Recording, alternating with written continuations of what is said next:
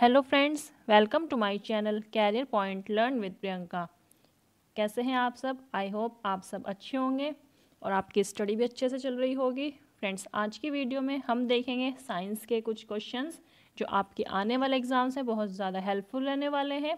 और इस वीडियो का जो फर्स्ट पार्ट है वो आपको डिस्क्रिप्शन बॉक्स में उसका लिंक मिल जाएगा, वहाँ से जाकर उसे देख सकते हैं। अगर चैनल पर नए हैं तो प्लीज़ चैनल को सब्सक्राइब करें, बेल आइकन को ज़रूर प्रेस करें और अगर वीडियो पसंद आए तो वीडियो को लाइक करें, कमेंट करें और कम से कम अपने 10 फ्रेंड्स के साथ ज़रूर शेयर कीजिएगा। स्टार्ट करते हैं वीडियो को। क्वेश्चन है, छाया बनने का कारण क्या होता है? छाया बनने का कारण क्या होता है? तो जो छाया बनने का कारण होता है वो होता है कि जो प्रकाश है वो सीधी रेखा में यात्रा करता है। जो लाइट होती है वो एक स्ट्रेट लाइन में ट्रेवल करती है और इस सीधी रेखा में अगर कोई भी ऑब्जेक्ट आ जाता है तो उसकी जो छाया होती है वो बनती है उसका प्रतिबिंब। तो छाया बनने का कारण होता है प्रकाश का सीधी रेखा में गमन करना या यात्रा करना।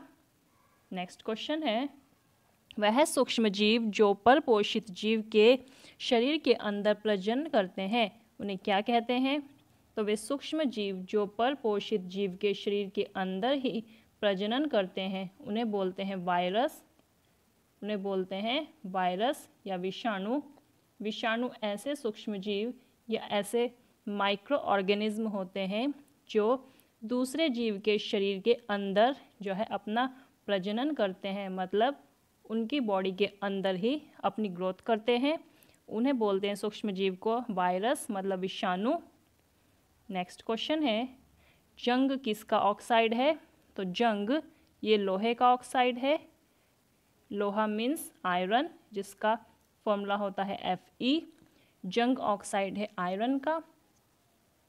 नेक्स्ट क्वेश्चन देखते हैं, MCB की फुल फॉर्म क्या है? MCB मोस्ट इम्पोर्टेंट क्वेश्चन है। तो जो MCB की फुल फॉर्म है वो होती है miniature circuit breaker. MCB full form होती है इसकी मिनिएचर सर्किट ब्रेकर। इसके बारे में आपको बता देती हूँ कि MCB ये एक अपने आप काम करने वाला सर्किट होता है जो बिजली के पावर के ज़्यादा या कम या शॉर्ट सर्किट होने पर अपने आप बंद हो जाता है। पहले जब MCB की डिस्कवर नहीं हुई थी तो इस काम में फ्यूज़ का यूज़ होता था, जो आपने अपने घरों में देखा होगा। बिजली के बोर्ड में होते हैं फ्यूज़, तो इससे पहले उन फ्यूज़ का यूज़ होता था। लेकिन उनमें क्या कमी थी कि जो फ्यूज़ होते हैं वो लाइट की जो बहुत छोटी या बिल्कुल हल्की गतिविधि या उतार चढ़ाव, मतलब लाइट का कम होना या ज़्यादा होना, अगर वो कम अमाउंट में होता था तो उस चीज़ को वो भाप नहीं पाते थे, मतलब इस चीज़ का उन्हें पता नहीं चल पाता था। और जिस वजह से जो फ्यूज़ की वजह से जो बिजली के उपकरण होते थे वो नष्ट हो जाते थे। और वही काम इस वजह से इस कमी को दूर करने के लिए डिस्कवर हुआ MCB, जिसे हम बोलते हैं मिनिएचर सर्किट ब्रेकर। ये MCB में एक चाबी होती है जो अपने आप बंद हो जाती है, मतलब लाइट जब भी थोड़ा सा अप या डाउन होती है तो MCB में एक चाबी होती है जो अपने आप बंद हो जाती है। लेकिन MCB को कोई भी लॉस नहीं होता, मतलब MCB को कोई भी हानि नहीं होती। और उस चाबी को हम फिर से अगर ऊपर कर देंगे तो जो हमारे जितने भी बिजली के उपकरण होते हैं, इलेक्ट्रिक सप्लायंस होते हैं, वो सब में दोबारा से बिजली चालू हो जाती है, मतलब दोबारा से करंट उनमें सप्लाई होना स्टार्ट हो जाती है। और ये इसलिए जल्दी से ख़राब नहीं होती, मतलब जो MCB है ना तो इसका कुछ लॉस होता है और ना ही जो हमारे बिजली के उपकरण हैं उनका कोई भी लॉस होता है बिजली में कोई भी उतार चढ़ाव होने से। MCB इसके बारे में मैंने आपको अभी बताया। MCB इसका फुल फॉर्म होती है miniature circuit breaker. Next question है, ह्यूमस किसे प्रदर्शित करता है? ह्यूमस किसे प्रदर्शित करता है? तो ह्यूमस एक मिट्टी की ऊपरी परत होती है जो गहरे रंग के और उसमें जैव पदार्थ होते हैं। तो ह्यूमस क्या है? मिट्टी की ऊपरी परत गहरे रंग की, ऐसे हम बोल सकते हैं, मतलब जो मिट्टी की जो ऊपर आपने देखी होगी भूरे कलर की या भूरे या काले रंग की एक लेयर होती है मिट्टी पर, उसे ही बोलते हैं ह्यूमस। जो जैव पदार्थों को सड़ने और गलने से बनता है। ह्यूमस कैसे बनता है? तो ह्यूमस जैव पदार्थों के सड़ने या गलने से बनता है और ये मिट्टी का, इसे बोलते हैं मिट्टी का जैव अंश। ह्यूमस होता है मिट्टी का जैव अंश और यह जो है बहुत महत्वपूर्ण होता है क्योंकि ये मिट्टी की उर्वरता, मतलब मिट्टी की जो फर्टिलिटी होती है उसे बनाए रखता है। ह्यूमस मिट्टी को उपजाऊ बनाए रखने के लिए बहुत ज़्यादा महत्वपूर्ण है और इसकी वजह से ही ये जो सॉइल होती है, मतलब मिट्टी, उसकी वाटर होल्डिंग कैपेसिटी, मिट्टी की जो वाटर होल्डिंग कैपेसिटी होती है, मतलब पानी को अपने अंदर ग्रहण करने की क्षमता, वाटर होल्डिंग कैपेसिटी, ये इसकी इंक्रीज़ होती है ह्यूमस की वजह से। तो ह्यूमस क्या होता है? एक भूरे काले रंग का पदार्थ होता है जो जैव पदार्थों के सड़ने और गलने से बनता है। ये मिट्टी का एक जैव अंश है और यह बहुत महत्वपूर्ण होता है क्योंकि ये मिट्टी की उर्वरता को बनाए रखता है और इसी की वजह से जो मिट्टी होती है उसकी वाटर होल्डिंग कैपेसिटी बहुत ज़्यादा हो जाती है। किसकी वजह से? ह्यूमस की वजह से। अब नेक्स्ट क्वेश्चन देखते हैं। जब वर्षा जल का इस्तेमाल भूजल के पुनर्भरण के लिए किया जाता है तो इसे क्या कहते हैं?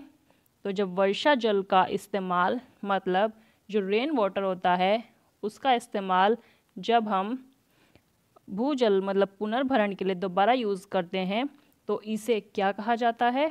तो इसे हम बोलते हैं जल संचयन, मतलब वाटर हार्वेस्टिंग बोलते हैं। वर्षा जल के इस्तेमाल को जब भूजल में मतलब पुनर्भरण के लिए इस्तेमाल किया जाता है तो इसे बोलते हैं जल संचयन, वाटर हार्वेस्टिंग।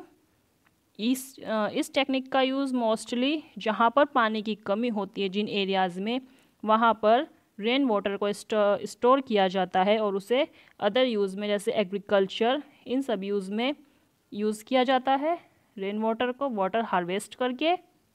नेक्स्ट क्वेश्चन है, माचिस की तीली को गिलास पाउडर और बहुत थोड़ी मात्रा में लाल फास्फोरस लगी माचिस की डिब्बी पर रगड़ा जाता है तो इस दौरान जो पहली अभिक्रिया होगी वो क्या होगी? तो इस दौरान जो पहली अभिक्रिया होगी तो लाल फास्फोरस वो जो है सफ़ेद फास्फोरस में परिवर्तित हो जाएगा, मतलब रेड फास्फोरस चेंज हो जाएगा वाइट फास्फोरस में। जब माचिस की तीली को रगड़ा जाता है उसकी डब्बी पर जो लाल रंग का पदार्थ होता है तो इस दौरान जो लाल फास्फोरस यानी रेड फास्फोरस होता है वो वाइट फास्फोरस में चेंज हो जाएगा। नेक्स्ट क्वेश्चन देखते हैं। नेक्स्ट क्वेश्चन है, ज़मीन पर लुढ़कती गेंद धीमी हो जाती है और लास्ट में वो रुक जाती है तो इसका कारण बताना है कि ज़मीन पर जब कोई गेंद लुढ़कती है और वो अंत में धीमी हो जाती है, धीमी होकर वो रुक जाती है, तो ऐसा क्यों होता है? तो ऐसा होता है ज़मीन और गेंद के बीच घर्षण बल के कारण। ज़मीन की जो सतह होती है वो थोड़ी खुरदुरी होती है और जिस वजह से गेंद और ज़मीन के बीच जो घर्षण बल लगता है और इस वजह से ये क्या करता है, घर्षण बल ये बॉल की जो स्पीड होती है, बॉल की जो गति होती है उसे धीरे धीरे कम करता चला जाता है और लास्ट में एक ऐसा पॉइंट आता है, मतलब एक ऐसा टाइम आता है कि वो गेंद बिल्कुल स्पीड उसकी लास्ट में रुक जाती है, कम होते होते बिल्कुल गेंद की स्पीड कम हो जाएगी और गेंद आखिर में जाके रुक जाएगी। तो हमें ध्यान रखना है कि जितना भी ज़मीन मतलब सतह जितनी भी ज़्यादा खुरदरी होगी घर्षण बल उतना ज़्यादा होता है और सतह जितनी ज़्यादा चिकनी होगी जैसे फर्श होते हैं तो घर्षण बल उतना ही कम होगा। नेक्स्ट क्वेश्चन है, पृथ्वी का घूर्णन अक्ष और इसकी कक्षा के तल पर लंबवत नहीं है, यह झुकाव किसके लिए जिम्मेदार है? पृथ्वी का जो घूर्णन अक्ष है इसकी कक्षा के लंबवत नहीं होता, ये जो है लंबवत न होकर थोड़ा टिल्टेड होता है, झुका हुआ पृथ्वी की अक्ष से। तो इसकी वजह से क्या होता है, इसकी वजह से जो पृथ्वी पर मौसम है वो बदलता है। यह हम बोल सकते हैं कि पृथ्वी पर मौसम बदलने का क्या कारण है, तो कारण होता है पृथ्वी की अक्ष का इसकी कक्षा के तल पर लंबवत ना होना, ये कारण होता है पृथ्वी के मौसम के बदलने का। नेक्स्ट क्वेश्चन है, आवर्धक लेंस या मैग्नीफाई ग्लास में कौन सा लेंस होता है? तो आवर्धक लेंस में इसमें यूज़ होता है अवतल lens, concave lens.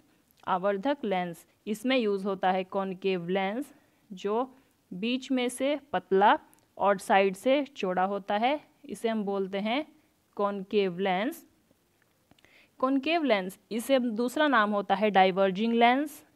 Diverging lens, क्योंकि ये डाइवर्जिंग लेंस क्या करता है, ये आने वाली जो लाइट होती है उसे सेपरेट कर देता है, डाइवर्ज कर देता है, इसलिए अवतल लेंस कॉनकेव लेंस को बोला जाता है डाइवर्जिंग लेंस। और इसीलिए हम इसका यूज़ करते हैं मैग्नीफाई ग्लास में, मतलब चीज़ों को बड़ा करके देखने में हम यूज़ करते हैं आवर्धक लेंस, मतलब कॉनकेव लेंस का।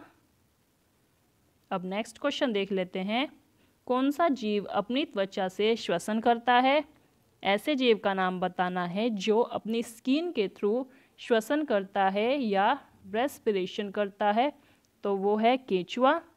तो कौन सा जीव है जो अपनी त्वचा से या अपनी स्किन के थ्रू श्वसन करता है, सांस लेता है? वो है केंचुआ।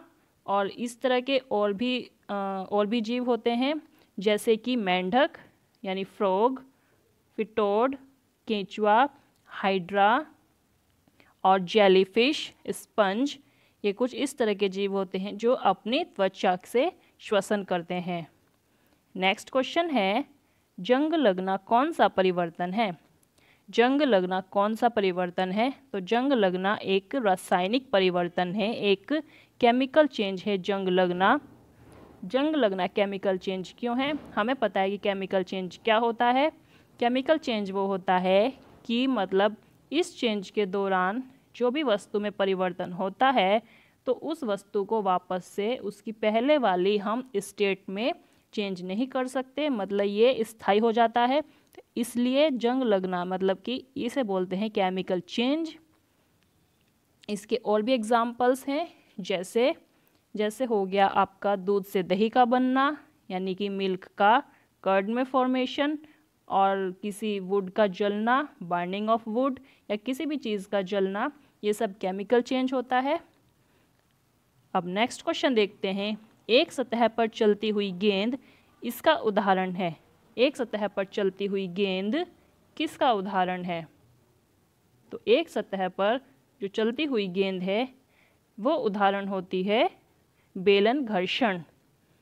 एक सतह पर जब कोई गेंद चलती है तो उसमें कौन सी गति होती है?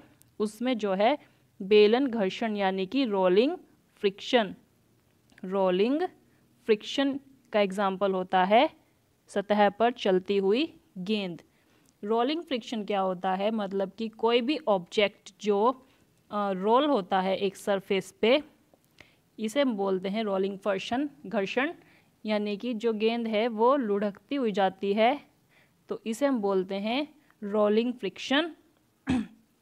और ये जो है सबसे कमज़ोर या सबसे वीकेस्ट फोर्स होता है, वीकेस्ट फोर्स, और इसे हम क्लासीफाई करते हैं। आपसे पूछे कि जो रोलिंग फ्रिक्शन है वो किस कैटेगरी में आता है, तो जो रोलिंग फ्रिक्शन है वो स्टैटिक फ्रिक्शन इस कैटेगरी में आ जाएगा, रोलिंग फ्रिक्शन। अब नेक्स्ट क्वेश्चन देखते हैं। नेत्र दोष से पीड़ित व्यक्ति आसपास की वस्तुओं को नहीं देख सकता, लेकिन बहुत दूर की वस्तुओं को देख सकता है, तो इस तरह का व्यक्ति किस दोष से पीड़ित होता है? तो कोई भी व्यक्ति जिसे नेत्र दोष है और वह अपने पास की वस्तुओं को नहीं देख सकता लेकिन दूर की वस्तुओं को देख सकता है, तो मतलब हम बोलेंगे कि उसे दीर्घ दृष्टि दोष है, हाइपरमेट्रोपिया।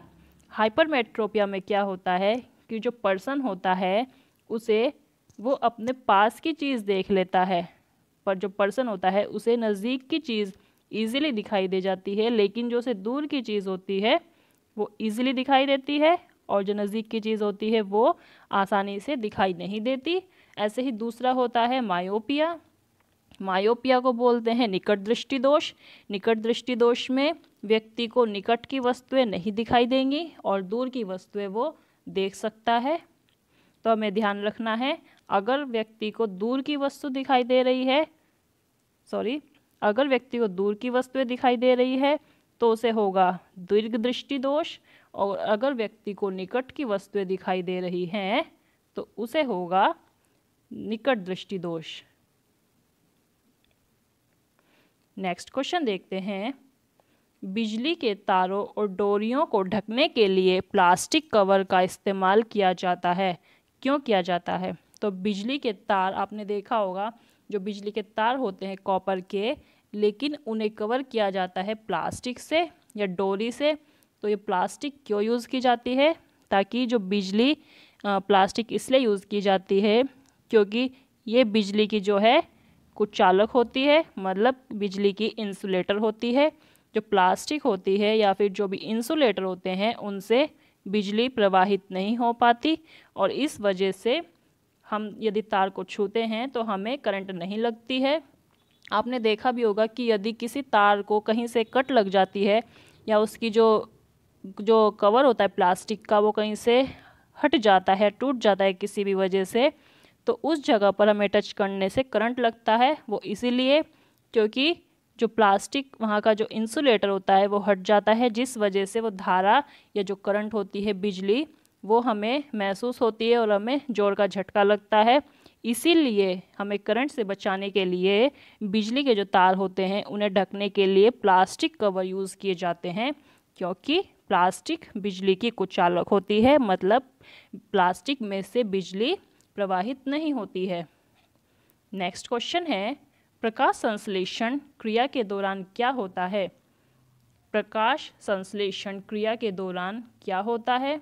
तो प्रकाश संश्लेषण क्रिया के दौरान, मतलब फोटोसिंथेसिस रिएक्शन के दौरान, जो सौर ऊर्जा होती है वो रासायनिक ऊर्जा में परिवर्तित हो जाती है। मतलब जो सोलर एनर्जी होती है वो चेंज हो जाएगी केमिकल एनर्जी में फोटोसिंथेसिस रिएक्शन के दौरान।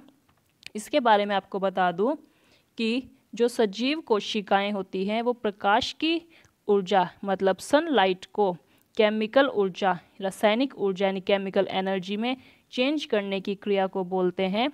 और ये क्रिया होती है सूर्य के प्रकाश की उपस्थिति में। वायु में से जो कार्बन डाइऑक्साइड और भूमि से जल लेकर जटिल कार्बनिक पदार्थों जैसे कार्बोहाइड्रेट्स का निर्माण होता है और ऑक्सीजन गैस बाहर निकलती है। तो फोटोसिंथेसिस में क्या होगा? फोटोसिंथेसिस की रिएक्शन देखें तो इसमें 6 मॉलिक्यूल कार्बन डाइऑक्साइड और 12 मॉलिक्यूल्स H2O मतलब वाटर के, और ये प्रकाश की उपस्थिति में ये बन जाएगा कार्बोहाइड्रेट, और जिसमें ऑक्सीजन निकलती है और जल भी मतलब वाटर रिलीज होगा। तो फोटोसिंथेसिस रिएक्शन में इसमें प्रकाश ऊर्जा को रासायनिक ऊर्जा में परिवर्तित किया जाता है सूर्य के प्रकाश की उपस्थिति में। ये वायु में से कार्बन डाइऑक्साइड वायु में से और जल लेती है ये भूमि में से, जिन्हें प्रकाश की उपस्थिति में ये परिवर्तित करती है कार्बोहाइड्रेट में, मतलब एनर्जी जिसे हम बोल रहे हैं रासायनिक ऊर्जा या केमिकल एनर्जी, और ऑक्सीजन रिलीज होगी और वाटर रिलीज होगा। अब नेक्स्ट क्वेश्चन देखते हैं। नेक्स्ट क्वेश्चन है 98.3 mHz। तो इसमें जो mHz है ये क्या दर्शाता है? इसमें जो mHz है इसे बोलते हैं मिलियन हर्ट्स। आपको पता है कि हर्ट्स क्या होता है? हर्ट्स ये जो है साउंड की यूनिट होती है। साउंड की जो फ्रिक्वेंसी मतलब ध्वनि की तीव्रता, इसकी यूनिट होती है हर्ट्स। तो 98.3 mHz, इसमें mHz का मतलब हो जाएगा मिलियन हर्ट्स। नेक्स्ट क्वेश्चन है, वृद्धिकर हार्मोन्स किसमें उत्पादित होते हैं? वृद्धिकर हार्मोन्स किसमें उत्पादित होते हैं? तो जो वृद्धिकर हार्मोन्स यानी कि जो हार्मोन्स अपने आप उनमें वृद्धि होती जाती है ये बनते हैं हमारी पीयूष ग्रंथि में, पिट्यूटरी ग्लैंड में वृद्धिकर हार्मोन्स। इसमें आया है पिट्यूटरी ग्लैंड, पीयूष ग्रंथि। इसके बारे में आपको बता दूं कि जो पीयूष ग्रंथि होती है ये किस साइज की होती है? तो ये एक पी के साइज की, मतलब मटर के दाने की तरह छोटी सी एक ग्रंथि होती है, जिसे हम क्या बोलते हैं? जिसे हम बोलते हैं मास्टर ग्लैंड या मास्टर ग्रंथि। मास्टर ग्रंथि इसे क्यों बोलते हैं? इसे मास्टर ग्रंथि इसलिए बोलते हैं क्योंकि जो पीयूष ग्रंथि होती है ये कंट्रोल करती है ज़्यादातर हार्मोन्स को जो हमारी ग्लैंड्स में से सीक्रेट होते हैं या जो हमारी ग्लैंड्स में से उत्पन्न होते हैं, जो भी हार्मोन्स, उन सब को नियंत्रित करना, कंट्रोल करने का काम करती है पीयूष ग्रंथि। इसीलिए इस ग्रंथि को बोला जाता है मास्टर ग्लैंड। और इसे ये कहाँ पाई जाती है? तो ये पाई जाती है हमारे ब्रेन में, और ब्रेन के भी कौन से पार्ट में? ब्रेन के जो मिड पार्ट होता है, मिडिल पार्ट होता है, वहाँ पर ये मटर के दाने के आकार की एक ग्रंथि होती है पीयूष ग्रंथि, जिसे मास्टर ग्लैंड बोलते हैं। इसका काम होता है हमारे जो बॉडी के ज़्यादातर हार्मोन्स होते हैं उनको कंट्रोल करने का काम करती है। नेक्स्ट क्वेश्चन देखते हैं। शुक्र ग्रह का वातावरण बहुत मोटा होता है, ऐसा इसलिए होता है क्योंकि वहाँ, तो ऐसा क्यों होता है? जो शुक्र ग्रह का वातावरण है बहुत मोटा होता है क्योंकि वहाँ पर 97% कार्बन डाइऑक्साइड प्रेजेंट होती है। 97% कार्बन डाइऑक्साइड शुक्र ग्रह के वातावरण में प्रेजेंट होती है, इसलिए वहाँ का जो वातावरण है वो बहुत मोटा होता है। नेक्स्ट क्वेश्चन देखते हैं। नमक के घोल में सकारात्मक आवेशित कणों को क्या कहा जाता है? आपको पता है नमक, जिसका फॉर्मूला होता है NaCl, जिसमें Na होता है धनायन और Cl मतलब क्लोरीन हो जाएगा ऋणायन। तो NaCl में सोडियम धनायन होता है और क्लोरीन ऋणायन होता है। तो इसमें से जो सकारात्मक आवेशित कण, मतलब जो भी पॉजिटिव पार्टिकल्स होते हैं, पॉजिटिव आयंस होते हैं, वो क्या हो जाएंगे? सोडियम आयंस, और इन्हीं आयंस को बोला जाएगा धनायन या कैटायन।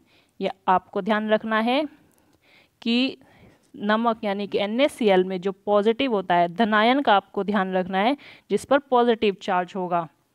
तो पॉजिटिव चार्ज किस पर है? सोडियम पर। तो इसलिए नमक के घोल में जो धनायन होते हैं, मतलब सोडियम आयन, उन्हें ही बोलते हैं कैटायंस। नेक्स्ट क्वेश्चन है। एक प्राकृतिक घटना जिसमें आसमान से एक गहरा कीपदार बादल जमीन पर पहुंच जाता है, उसे क्या कहते हैं? आपने देखा होगा एक प्राकृतिक घटना जिसमें बहुत ज़्यादा, मतलब कि इतनी तेज़ स्पीड से वायु चलती है कि मतलब एक गहरा कीपदार बादल बन जाता है वायु का, और वो बहुत ज़्यादा विनाश करता है। तो इस घटना को बोलते हैं बवंडर, मतलब टॉर्नेडो। और इसके बारे में आपको बता दूं कि जो टॉर्नेडो होता है इसकी स्पीड होती है लगभग 110 मील या 180 किलोमीटर पर आवर से लेकर कितना 300 मील या 480 किलोमीटर पर आवर। तो जो बवंडर होता है इतनी ज़्यादा स्पीड होती है इसकी कि 1 घंटे में 180 किलोमीटर से 480 किलोमीटर इसकी स्पीड हो जाएगी, और इतना ज़्यादा स्ट्रॉन्ग होता है कि ये इसके संपर्क में जो भी चीज़ आती है उसे ये एकदम नष्ट कर देता है। फ्रेंड्स, आज की वीडियो इतनी ही थी। अगर आपको वीडियो पसंद आई है तो प्लीज़ वीडियो को लाइक करें, कमेंट करें, चैनल को सब्सक्राइब जरूर करें। Thanks for watching this video.